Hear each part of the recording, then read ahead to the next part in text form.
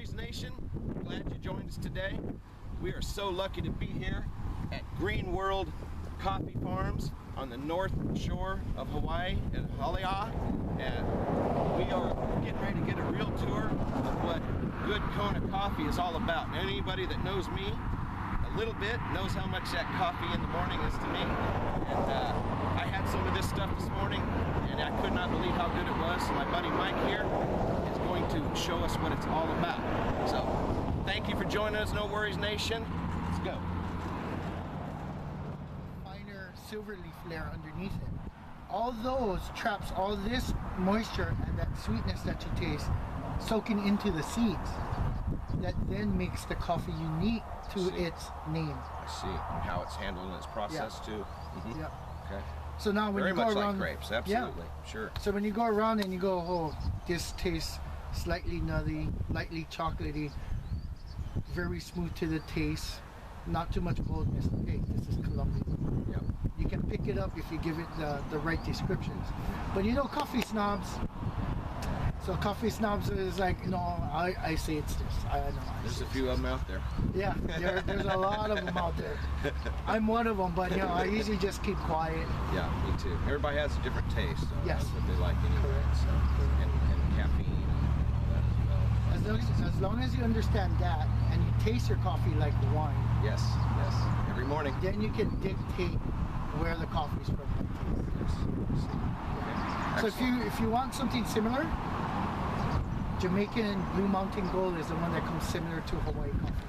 Yeah, I've had it before, and I've heard that the Jamaican is like the most expensive of all coffees. One of them, yep, the Blue Mountain. Yeah. Just like Kona, it's a small island, small region, small farm. People don't understand that. Kona, although you get Kona coffee, it's from 21 miles of land with about 650 farms on that land. And that's this area here. On the Big Island. The Big Island, okay. I see. Okay. But once the big companies, like the sugarcane companies, the pineapple companies took off, now a lot of the land is open to agriculture.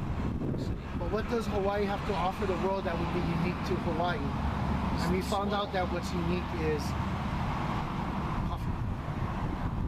That's why it tastes unlike any others. I've had African, Costa Rican, Guatemalan. I mean, I had so many, and just the smoothness, especially after what we got last night. We went home and had this morning. It was just the depth of it. We couldn't believe how deep the taste was, and I like the smooth and deep and dark all at once, and it was all about it. Nutty as well, and I like all the complex flavors. So that's why we had to come back today, and glad to hear more. Let's continue on, No Worries Nation. Nope. Because we don't have water. Brush it off with your fingers. Oh yeah, I don't mind that. That's no problem. Okay, so what some people do is they just pop it straight in their mouth and then drink the liquid. Yeah, I like that way. It's got that peppery. The first one I had wasn't as sweet as this one. It had a lot more peppery, and this one is a little sweeter. They all kind of vary, but in different stages, like with area. Ripeness and such. So the one I had was a little bit sweet, but then it hit me with the pepper. But interesting, very interesting. Let me show you what we have. So coffee itself is like a cherry. Then when you open it, it has this little liquid layer on it. Oops. Yep. So the coffee bean has a molluscous layer, it has a parchment layer, and a silver layer. All those layers are made to trap the moisture inside of your coffee bean, getting you that particular flavor that would be in the seeds, which is what we harvest and roast to make coffee. Sure. So all that you just taste is what will go into that seed, that when you roast the coffee and you drink it, will have that particular overtones or that taste. After it's mashed. Yeah. Right. So that peppery, although we call it peppery, to some people maybe flowery. Sure. Yeah, it tastes. And then after that sweetness absorbs in and so forth, when you drink coffee, it's like having different layers of wine. Absolutely. So your front palate, your back palate, you all have to pay attention to that.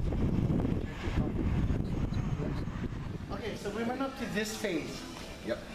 So the next phase that we don't show here is the drying phase. So once the coffee is dried, then it goes through like a husker, which takes off that red layers. Then you're left with the parchment and silver leaf layer, and then this is the other machine that will take off those 2 layers. And then you end up with the green beans. Yep. And that. Yep. That fine. Yep. Yep. And then after the green beans, what they do is, after the green beans, what ends up happening is they either keep it, restore it, or resell it, depending on their. But of course, we do our own roasting here, so hence the fact our roaster. Wow, look at that thing. How many pounds a day do you typically roast? This is actually a smaller one, but what makes this one different is it's top of the line. It's actually computerized. So we actually do have a computer that will help us watch our roasting technique as we roast. Good, precise. Yeah, very precise. So that way we can ensure that it's always constantly the same quality that you're always going to get. Makes sense to me. Same thing. And then what actually happens here is this is actually the roaster. And this is a 25-pound roaster. So we roast in small batches, enough that we can keep the quantity and the coffee moving, so it's always very fresh on the coffee. Nice machine. Yeah. It's not a cheap machine. Hey Jacob. Down payment on a nice house in the This is how they States. make coffee. Even more here, though, right? Less here. Less here. Yeah. Excellent.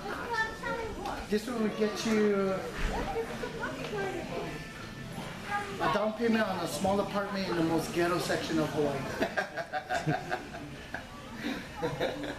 Hawaii. Somehow I believe you. It's a lot to lose. It's a lot. Passion. Flavor matters most. I'd rather educate the masses correctly